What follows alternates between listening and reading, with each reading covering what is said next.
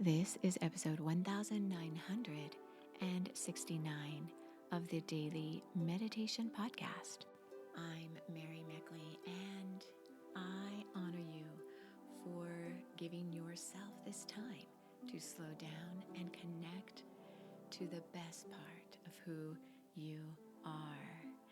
We are at the final episode of our series all about healing soul wounds.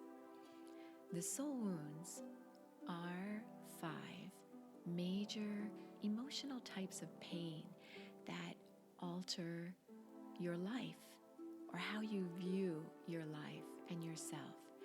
Those are the emotions of betrayal, injustice, abandonment, rejection, and humiliation.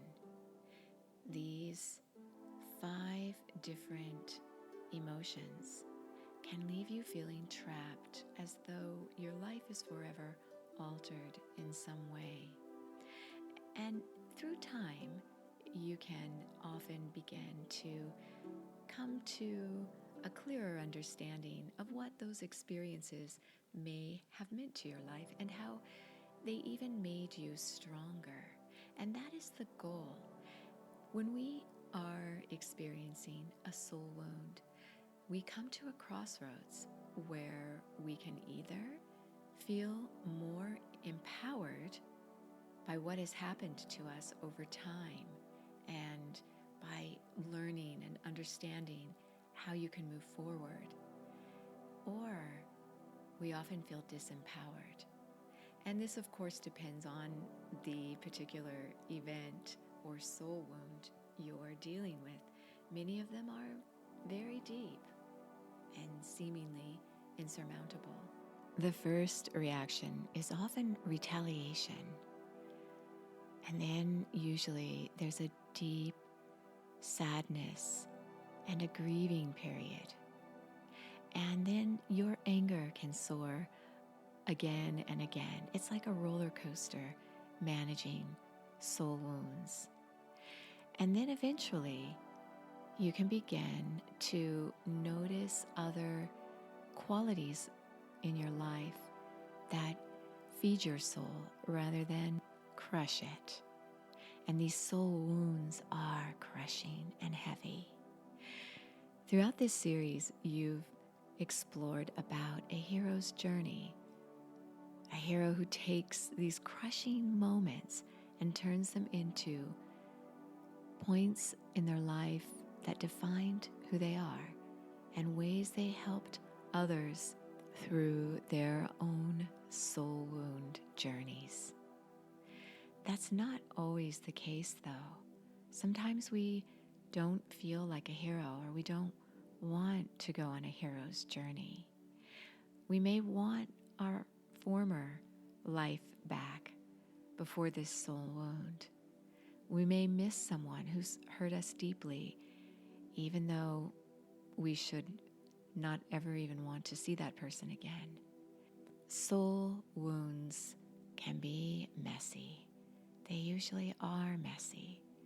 There's no clear path through soul wounds because everyone's soul wound is so unique. But there are different acts you can do to help you manage your soul wounds. And these are done before you even experience a soul wound. And if you are going through a deep soul wound, this technique will help you to pull yourself out of the pain. And that is when you give yourself a weekly reflection. It's during the times of your life when you review how you're living your life and you notice what's working well and what's not going so well. And then you notice what you would have done differently and what you could do to improve your life. And so you gain some important takeaways about yourself when you do a weekly reflection. And that's the way I end every single 7-day series. It's where you celebrate the big wins of the week and you notice and learn from the times where you feel like maybe you failed or you made a mistake. And you do this without judgment, without regret, but with an open heart to learn. So as you settle yourself down and get ready to meditate today, reflect on the week and notice those soul wounds that seem to stand out the most. Notice the times during the week when you had trouble, when you felt challenged, and you maybe didn't know how to find answers. Reflect on those times.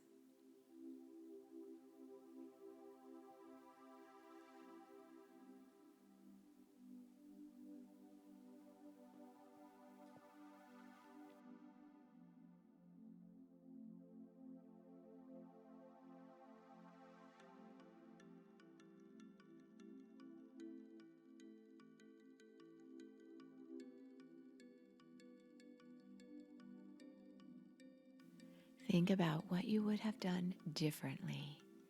No shame, no regrets, simply an open heart to become a better person.